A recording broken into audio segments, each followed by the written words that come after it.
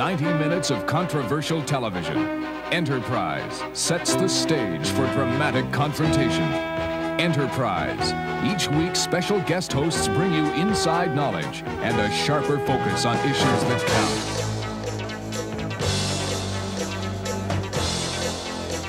As man reaches out for the stars with one hand, he also turns inwards and with the other attempts to duplicate the mystery of his own mind by building machines that think. Tonight, Enterprise explores artificial intelligence and the revolutionary developments in computer technology that may one day replace the mind of man. In keeping with Enterprise's unique approach to information television, tonight's host is Dr. Timothy Leary. Since the 60s and his pioneering work with psychedelic drugs, Dr. Leary has been continuously preoccupied with the evolution of human consciousness. He now believes that the advances made in computer technology will be as important to man as the invention of printing. Here are some of Dr. Leary's guests. We should look at the computer as a companion, not a competitor. How many computers do you know that can speak? The first step towards artificial intelligence is artificial stupidity. We are learning a great deal about the human mind that was not possible prior to computers. The home computer will suffer the fate very largely of home movie cameras. What we have discovered at this point is that the computer, as a mind mirror, has confronted us with our own confusion. Who programmed your brain? Learn how to do it and learn how to program your life.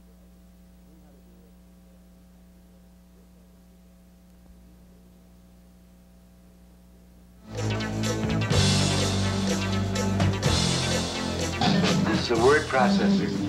This is to the mind what Nautilus, the machine, is to the body. I use this to expand, to accelerate, to strengthen my mind. I have my book, the complete manuscript of my current book, in this word processor.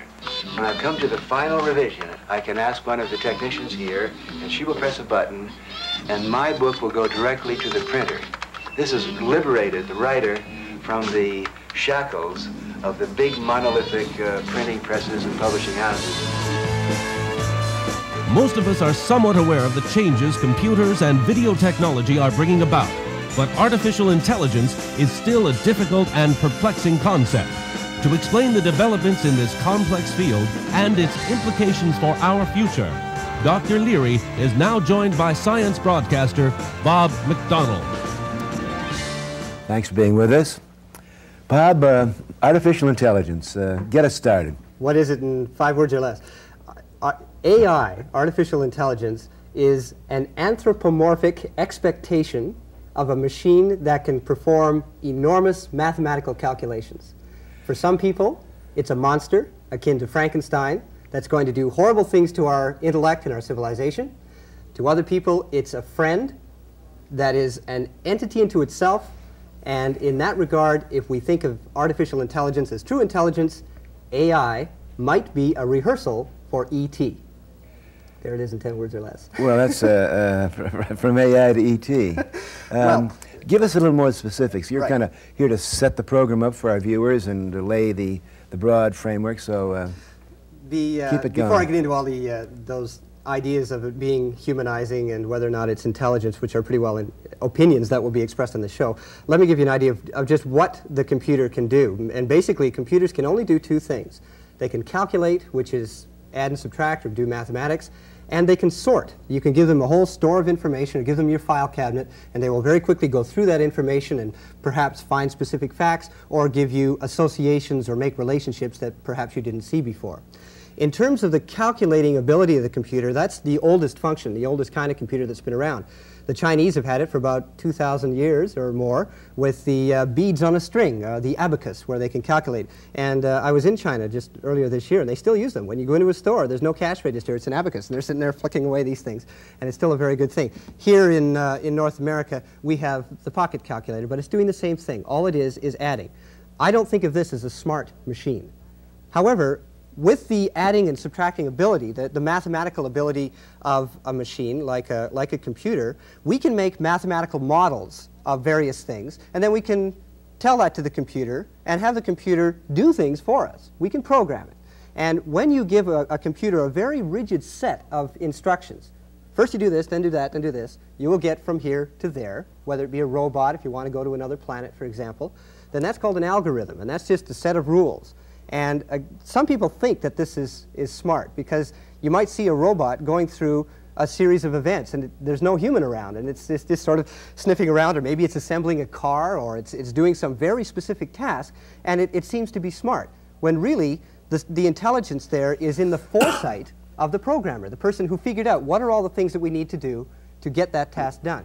Now, to give you an example of that, I have a film that is a computer-generated film. It's a mathematical model that shows a spacecraft going by the planet Saturn. This actually happened before the spacecraft went there. The spacecraft was called Pioneer 11. They wanted to know, what's the spacecraft going to see? Well, we know how far away Saturn is. We know how big it is. We know what the gravitational perturbations of this spacecraft are. So we put all of those calculations into the computer, and then the computer constructed the model for us. So every frame of this film that you're seeing as the spacecraft goes by the planet was simply a mathematical calculation. The spacecraft itself was a robot. It's so far away from the Earth that we can't really talk to it. It takes about an hour and a half to get a message to Saturn and back. So the spacecraft had to be able to do things like look down on the underside of the rings and examine the lightning that was happening down on Saturn, and then point its camera. Look for a parking place. Yeah, and find out if there's anything there. It was an alien environment that's too far away and too dangerous for humans to go. And it knew where to point its cameras at various things. Well, there's an example of a robot doing something following a very linear sequence of events. Well, I don't really think of that as artificial intelligence, and a lot of people do. There is, however, another aspect of computing, which is this sorting aspect. And this gets closer to the human process of thinking. Well, that's like a file clerk. Sort of. Or if you have a problem, if I ask you a problem, then you will answer my question according to your experience, according to what you know. I sort through my own memory bank and come out with... That's right. And you might make associations. If you were a medical doctor who perhaps studied lung disease, then I would say, well, look, I've got this funny cough, and what's that mean? And then you'd ask me a series of questions. Well, now you're defining what they call expert systems. Expert or smart programs. Yeah. And this kind of thing is where the computer is given a memory that is a series of events, the gathering of an expertise of a number of different fields, or maybe one field. And then when the computer is asked a question, it searches that memory and looks for the right association. Now, you've given us two examples of computers, the calculator and the expert memory. But isn't there a third and much more important dimension of machines or entities that can think, reason, create, have senses of humor, perhaps flirt? Well, God yes, knows what. Yes, there is. And what would you call them? I'd still call them tools. I'd still just call them machines that have been carefully programmed. There is the ability to make decisions, yes. And there's the again, it's sort of part of this sorting aspect. That if I have a problem and it's a very complex problem, then the computer can sort of say, well, this problem sort of relates to something I know over here, and it sort of relates to something over here, so I'm going to put those two together and say that's your answer. Now, fortunately, we don't give the computer the final say. The computer, in terms of something like medical diagnostics, where we'll say, associate these symptoms and give me the disease, the doctor will then say, well, I agree with that, or I don't agree with it, and then he's using it as We're not ready for a war game scenario where the human is taken out of the loop. No, the human is still a very, very integral part of it. There are two other aspects of artificial intelligence that are within this, that are trying to make the computer easier to relate to. You see, the human is one of the slower links in this whole chain. Computers can think very fast. Well, I hate to use that word, think. I've heard a lot about friendly computers and unfriendly, but we've also have the concept of friendly humans and unfriendly too. Yes, we do. And in order to make computers more user-friendly, what we're trying to do is bridge that gap so that you can talk to it more easily. And there's a whole area whereby the computer has its own language, because if it has an incredibly large memory, or if there are several computers working together to try to solve a problem, they need time to get through those programs, and so there are shortcut languages that are being developed within the computers themselves.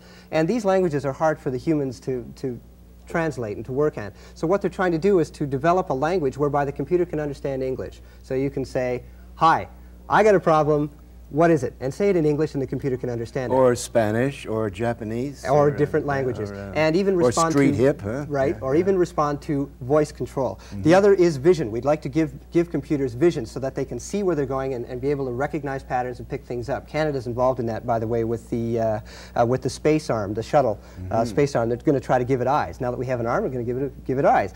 If all of these things come together, the fifth generation, which is sort of the embodiment of all of these things, of decision-making, supposedly reason, the ability to select various problems and see and move around, we get it all into a robotic, then we're dealing with a machine that can apparently think and move around and relate to us. And whether or not it is actually thinking is something we have to deal with. At this moment, I'm a thinking machine, doing my best to relate. You got my brain spinning in the best sense, so let's pause for a break.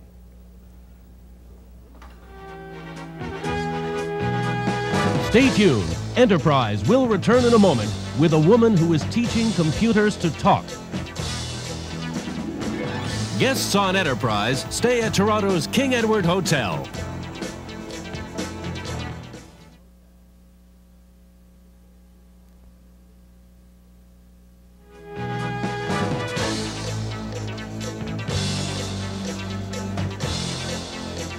Language is the key to intelligence. Before we can build machines that think, we have to understand fully the nature of our own thought and speech processes. Our next guest is a computer scientist from the University of Massachusetts who is studying how to simulate human language in computers. Joining Dr. Leary is Wendy Leonard. Wendy, I'm glad you're here. In reading your work, which I find, by the way, inspiring and intelligence increasing, the word natural language comes up a lot. Could you tell us a little bit about that? Well, we use the term natural language to differentiate it from computer programming languages. When we talk about natural language processing by computer, we're talking about getting computers to understand English, French, whatever language it is that you normally speak. So we're trying to increase the ease with which people can use computers, and we're incidentally trying to learn a lot about how people use natural language in order to achieve this. Now, it might not be at all obvious what's difficult about getting computers to do natural language. We traditionally think of computers being able to compute. They and perform do arithmetic great chess operations. problems and solve great mathematical equations and That's right. tough stuff like that. We associate certain tasks with computers, and natural language does not seem to be one of them. As we try to get computers to understand natural language, we understand a lot more about what's difficult in that task. For example, when I speak to you and you hear my sentences, you make a lot of assumptions that could in fact be wrong. We call these inferences. For example, if I'm talking to you about a mutual friend, John, and I mention to you, did you hear John almost got hit by a car last night? No. It's not at all clear exactly what must have happened, but you make some inferences that John must have been outside, John must have been engaged in some sort of an activity, and this has implications, this has consequences. We can have expectations about this interfering with something that John was doing, and we're naturally concerned. We think to ask, was he hurt? What happened?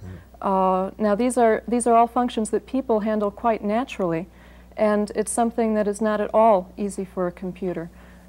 Inferences are assumptions that could be wrong, and it's been estimated that 80% of the communication content that flies between people is of this nature.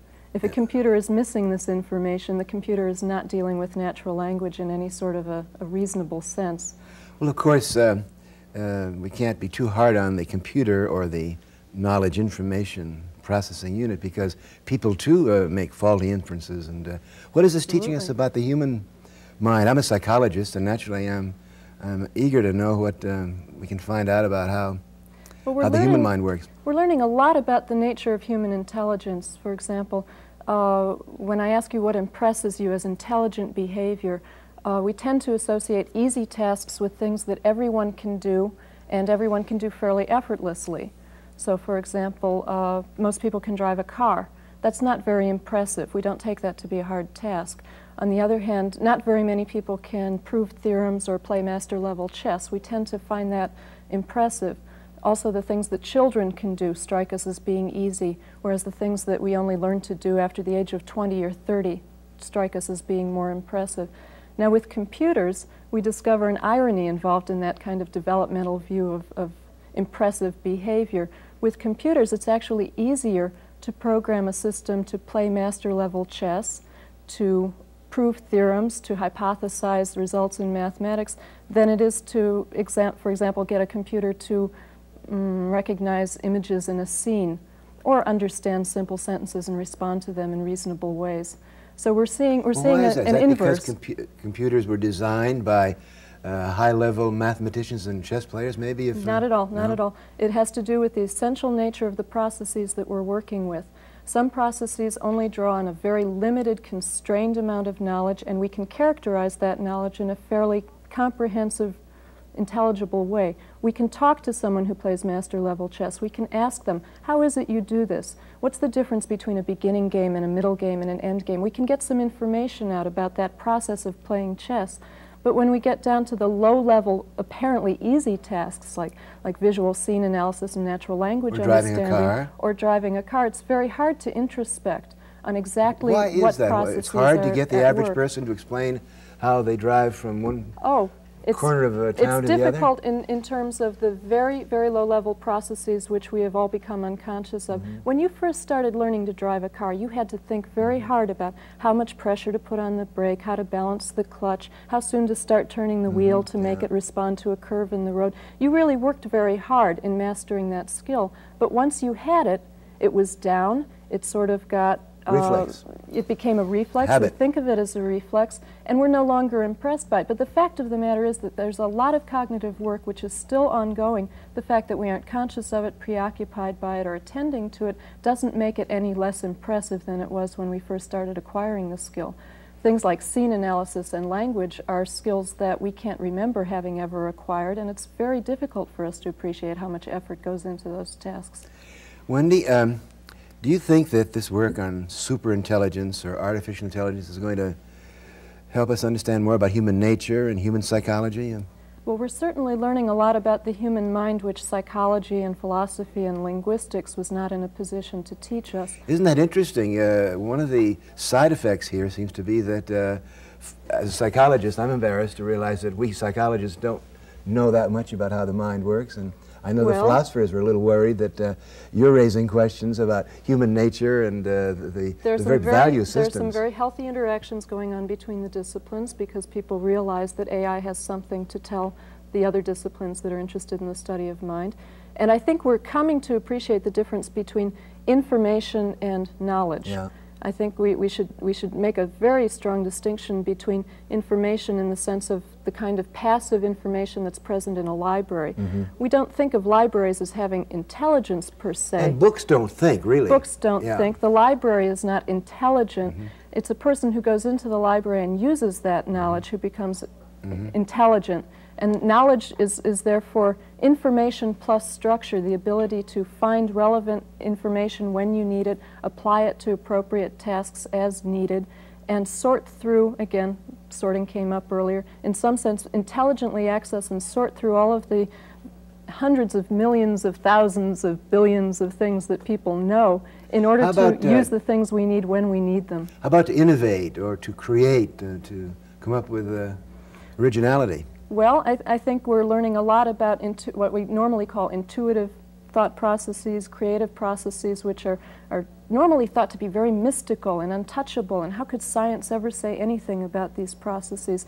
I think what makes them mystical and untouchable is the same thing that makes driving a car difficult to understand. It's just a process that we can't introspect on. It's no different than any other, and we can study it just like any other.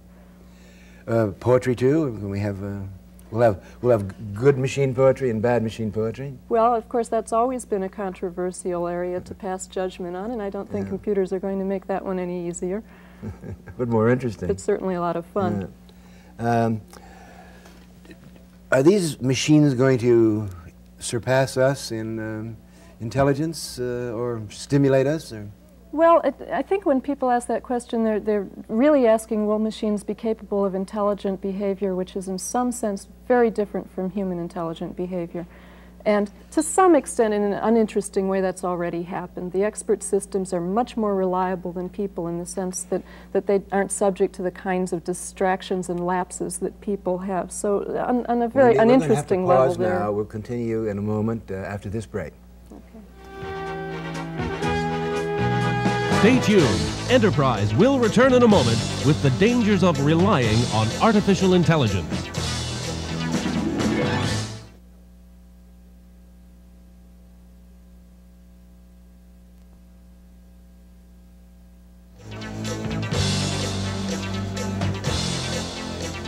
I'll say you had a breakthrough. Alex, dear, it was just another test. A little better, but still crude. Lillian, I know you can do it. I know you can do it.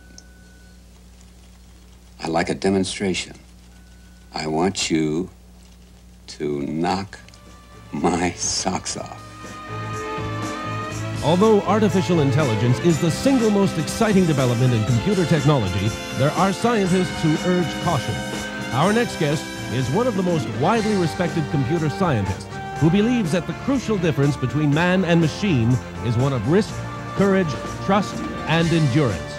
Joining Dr. Leary is Joseph Weizenbaum. Professor Weizenbaum, it's a great honor and pleasure to have you here. I've always felt for many years that you're a hero and legend in your own time.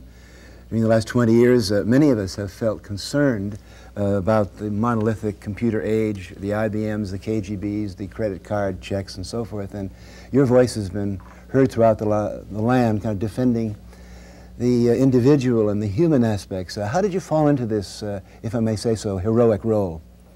Well, I certainly didn't choose it. There are lots of ways to answer that question.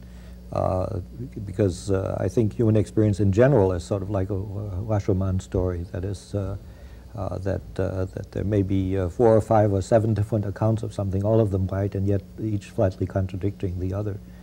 I think in my own case, I happen to be at MIT, and I happen to be there at a very interesting time, in the sense that of the Chinese who think of it as a curse to say, "May you live in interesting times." I'm thinking of Vietnam War and what went on in universities at the time and so on. Oh, the time of upheaval and questioning and challenging. Exactly, and especially at MIT, which is rather closely connected to Washington, was at the time as well, and so on. And at that time, I was working on what was then called conversational programming, that is, dealing with a computer not in the way of first writing a program, then giving it to the computer, then waiting for the computer to execute that program, and then seeing what one wants to do with the results and so on, but the way it's done now pretty much, for example, on home computers, that is that you sit there, you write a few lines and get the computer reacts and so on and so forth. And in that time, I wrote a program that made it possible to converse with a computer in natural language. The famous Eliza. Yeah, the infamous Eliza, of whom I can't get rid. Anyway, and it was, a couple of things happened there. One is I noticed very quickly how deeply people who played with it became attached to the thing, so to speak. In effect, the holding power of the computer, and that on the basis of what I knew to be a rather very simple program. And even then, I think many of the people who experienced this holding power were in fact computer people at MIT who knew very well what was going on, and so on. Couldn't it be like a book? The first time I'm sure the book came along, it had that holding power, and people were attributing magic, and they couldn't tear the kid away from the book. Is there some analogy there? I don't know whether that happened or not, but there might very well be. Nevertheless, I found that interesting and to a certain extent disturbing. Again, the sort of the power of the grip that I could observe. I think we should perhaps explain for a moment, Professor, what ELIZA is. Well, ELIZA was continues to exist, unfortunately, not through my doing. Anyway, ELIZA was a program which caused the computer, so to speak, to pretend to be a psychiatrist in an initial psychiatric interview. And the mode of use was that someone playing the role of a patient. You type in your questions, your problems? That's right. You type in, for example, I can't sleep at night, for example, the sort of thing you might say to a psychiatrist initially. And partially out of the stuff that people typed in, and partially out of its own storage, the computer would construct a response, which is generally a question, like, for example, why can't you sleep, or something of that sort. It's kind of mirroring back, or throwing back, getting the person to talk more. Huh? That's right. Yeah. That's right. All the thing really did is to encourage the person to keep talking. Pour out the list of troubles. Yeah. And the other thing that disturbed me so about it was that there were psychiatrists in the United States, even fairly well-known psychoanalysts, who saw this as the beginning of computerized psychiatry. And I found that thought to be just terribly abhorrent, computerized psychiatry. And not only does the program continue to live in one way or another, there's people are selling it, for example, and so on, but the idea that a computer can in fact engage in therapeutic conversations and psychotherapeutic conversations, that idea won't die. And resurfaces over and over and over again, and I find that very disturbing. Well, again, though, isn't it like a self-help book? People know that the book is simply a bunch of words on paper, but it's some way of stimulating thought or stimulating questioning and getting the person to reflect on their own situation. Well, that's one interpretation, but let's look at it another way. Let's look at, say, a Christmas card or a get well card, or something of that sort. Now, people who believe that the sentiments expressed on that card represent love coming from the card or something of that sort, or for that matter, love coming from the sender of the card. The sender of the card chose the card and sent it, and that's all the sender did. And one doesn't believe that the card understands or anything of the sort. The belief that so many people had that the machine actually understood them. Yes, the machine understood me, no matter what I'd say. They'd say, yes, I know it's a very simple program, and so on and so forth, but nevertheless, I'm quite sure the machine understood me. The difference between the card and the machine program, though, is that if you get a get well card, it says get well. Yeah. But if you say, gee, thanks a lot, it doesn't say you're welcome. Yeah.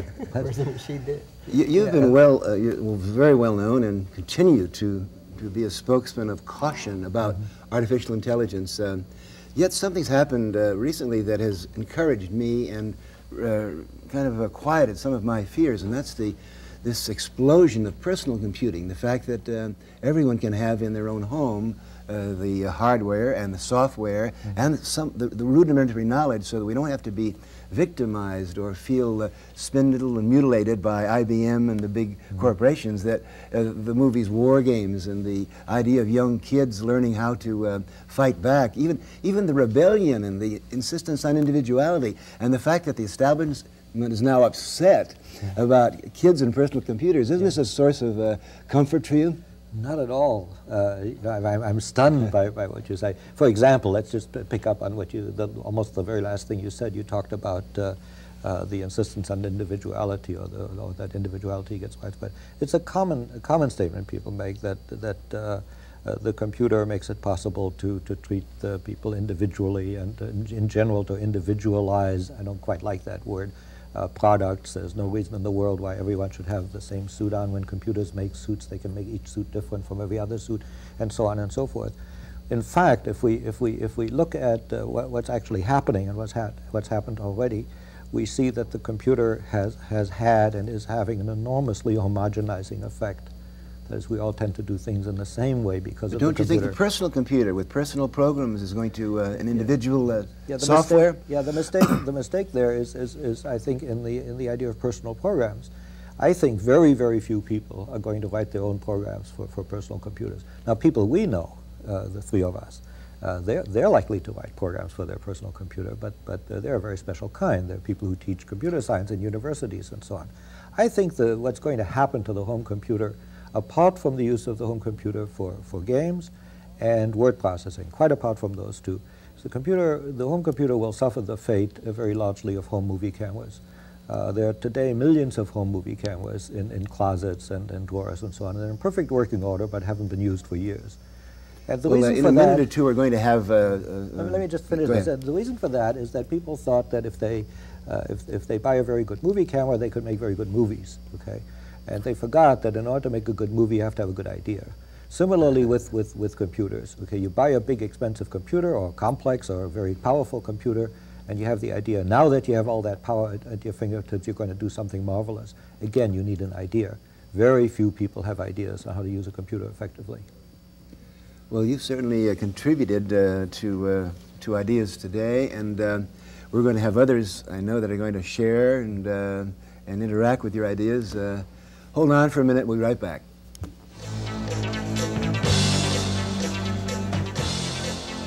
Stay tuned.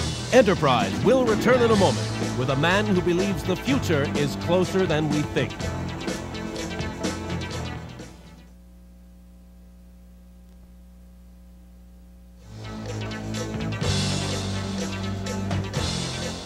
When you heard it on the news, you must have realized how serious it was. Why'd you do it again? I didn't do it again. I even threw the number away. Yeah, they found it in the trash, I know. Joshua called me. Hey, look at that. That's some setup. What'd you say? This is some setup. No, before that. Joshua called me. David, machines don't call people. Yours did.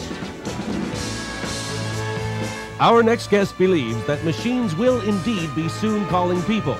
He's an artificial intelligence researcher from the Carnegie Mellon University who is convinced that the new developments in this field will be of the utmost benefit to mankind. Joining Dr. Leary is Professor Jaime Carbonell. Thanks for being with us today. We've had a lot of free-flowing discussion here, from space to down-to-earth problems.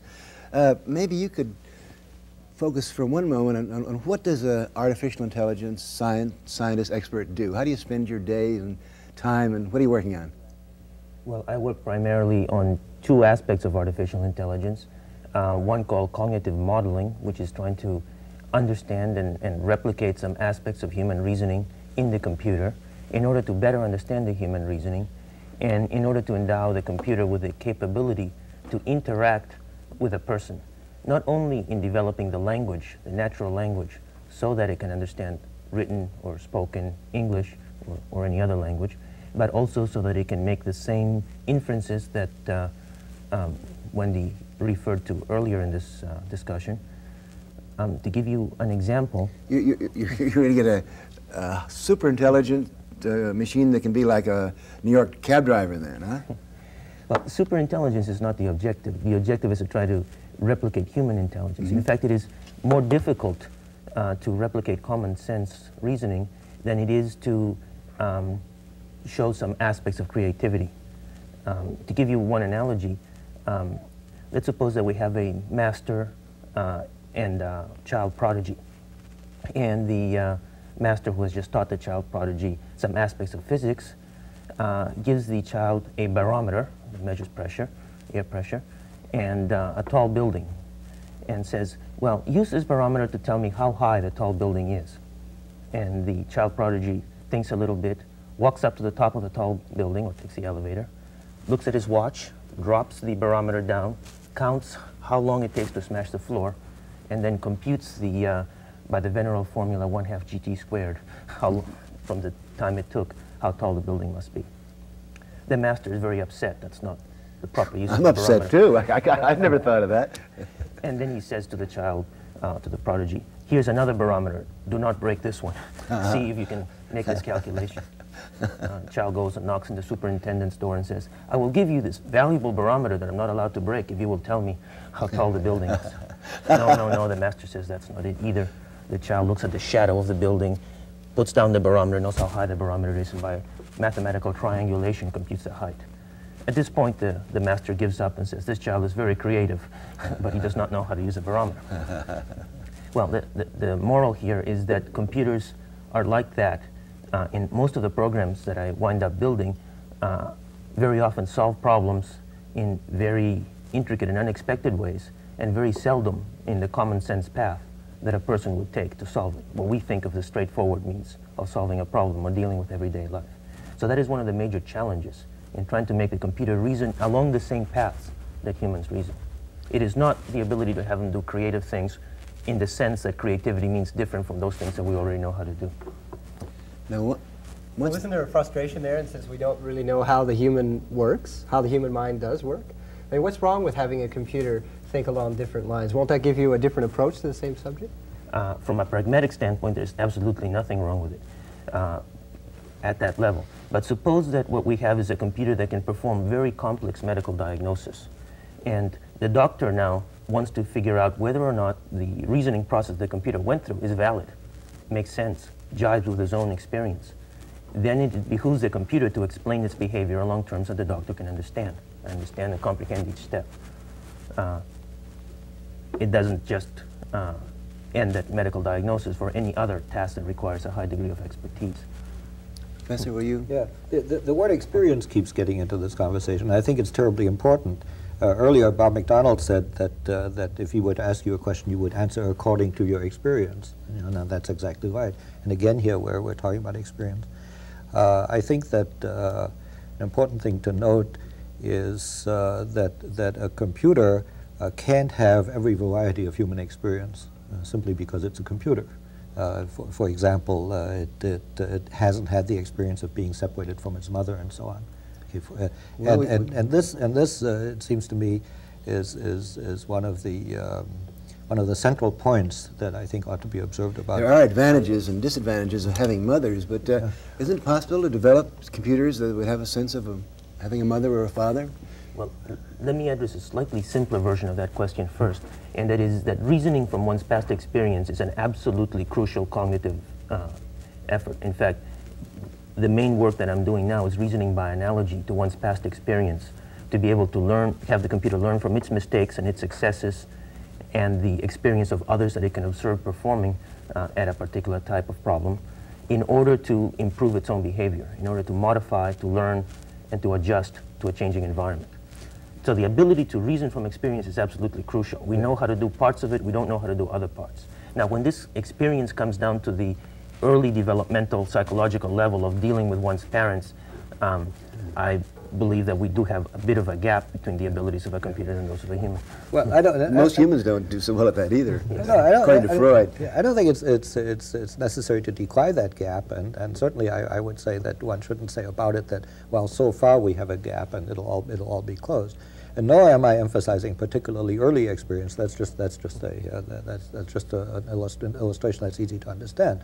I think that, for example, the experience of being touched, I mean physically touched, of someone reaching out and giving you his hand, for example, or being touched on the cheek, and so on. These are experiences that computers obviously can't have. I mean, computers don't have cheeks. Well, they don't have cheeks. So they can't be touched. It may be Can't we build sense organs that can give them these experiences? We certainly can build sensor organs. Whether the experiences will be a close analog of the human experience. Could we give them erotic zones, for example? Yes, I'm sure this has been thought of by. Yeah, but you see, the point is not so much whether the specific experiences that Professor Weizenbaum is referring to here are those that the computer will necessarily be able to replicate, is whether or not in principle one can build a system that can reason from past experiences, whether they be sensory experiences, whether they be cognitive experiences, whether they would be flashes of insight, whatever one calls them. One needs to be able to incorporate that in one's thinking process. And you think we can? I think we can do so, and I think that we're in the process of making very strong head start in that direction. And will these machines or these friendly new entities help us become smarter? Or? Well, they might help us in an educational setting to understand the specific experiences that the student is having in learning in this particular domain. Look, there's no We're going to have to come back to this for a moment. We're just getting going here. I, for one, need a little break, and we'll be back in a minute. Stay tuned. Next on Enterprise, a man who is creating intelligent video games.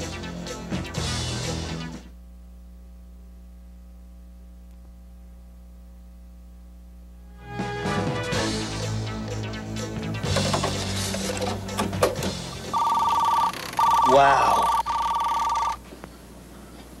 We're in. It thinks I'm Falcon. Shall we play a game? Let's play. global thermonuclear war. Fine. All right. Our next guest is at the forefront of intelligent video games, which he believes can be an incredible educational tool if developed properly. He's the vice president of the Exor Corporation in Minnesota, and he's here to discuss the implications of his work. Joining Dr. Leary is Michael de St. Hippolyte. I think one of the reasons I was chosen to host this show is that I'm not an expert. I'm fascinated, interested, and perhaps like many viewers, looking for the future to happen here today. I must say at this moment I feel a little more at home. There's something here that's familiar. It's a personal computer. It's something that we've all coming to get a little closer to in our daily life. And Michael, tell us, what's this about and how are you going to increase our intelligence with this machine? Well, I'd be happy to, Tim. And the first thing I'd like to say is that there's a difference between video games and computer games. And what I work on are computer games. And what that means is that a computer has the ability to compute interactively, to work interactively with you, which means that it doesn't have to be just an eye-hand coordination game. It can be something... It's a thinking form of Pac-Man and a thinking Donkey form of Kong Pac-Man. with a high IQ. That's right. And in fact, one of the games that I have out, it's called St. Hippolyte's Wall, named after me, I guess, is a thinking game because it's a game that involves decision-making and decision-making under uncertainty, under conditions of uncertainty.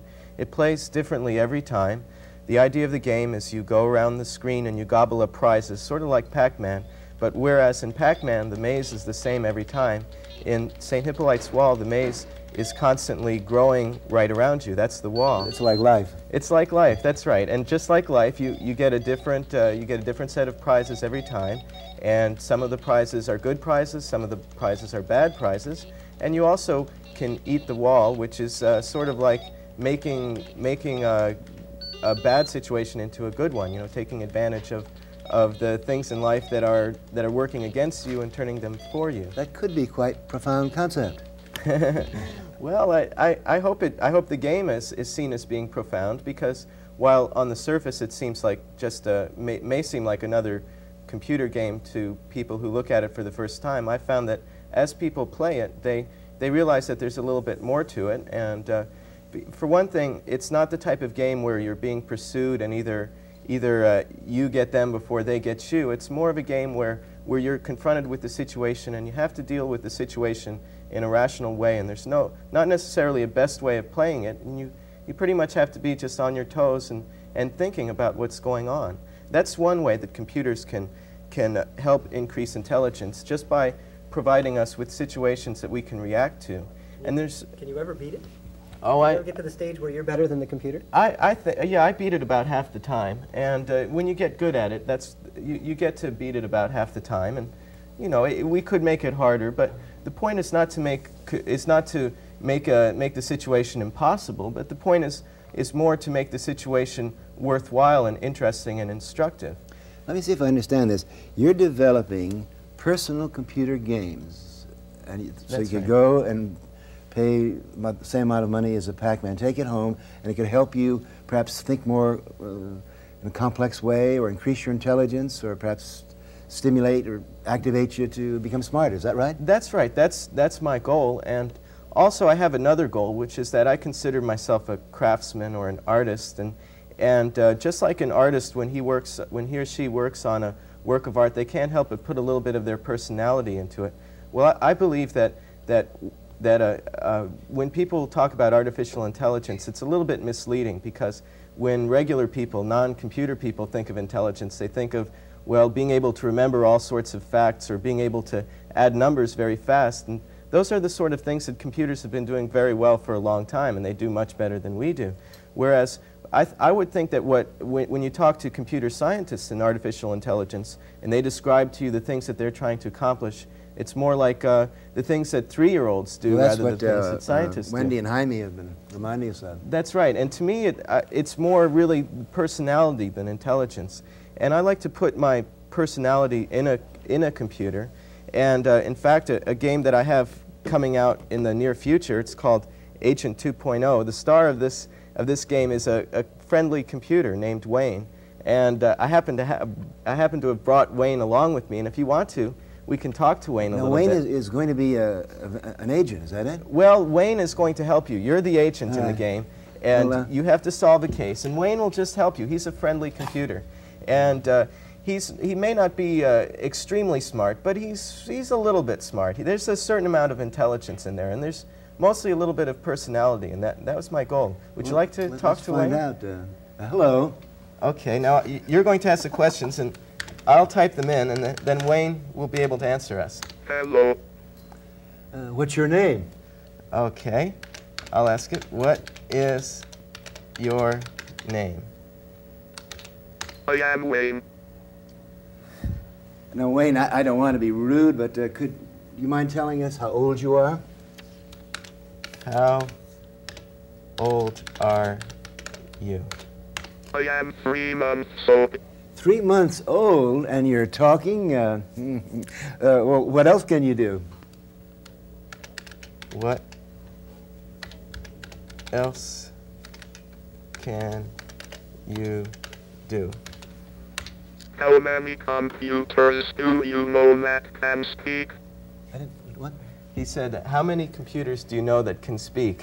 Well, Wayne... not many. Yeah, not many. Wayne... think so. Ask it again. What else can you do? It really didn't answer the question. Okay. What else can you do? How many computers do you know that can speak? Yes, but what else can you do? Well, see, you brought up the point that people are afraid that they'll attribute more to computers that are there. Now, I don't pretend that this computer has got more than what it has. It can do its things, and one of the advantages of this approach is that you know, that you can have control over what it does, and the idea of this computer is more to just show that computers can be friendly, and because computers don't have to be monsters. Now, as the referee here and protecting your interest, Wayne, I'm going to ask you, is there anything else you want to say?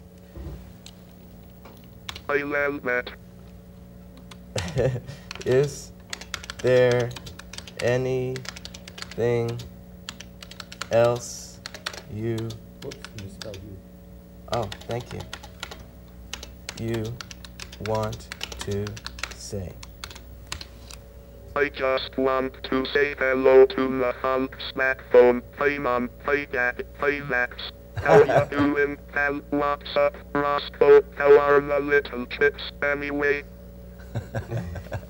Okay, now we're going to give you a moment to rest while we rest, and Wayne, we'll be right back. Stay tuned. Next on Enterprise, the limitations of artificial intelligence.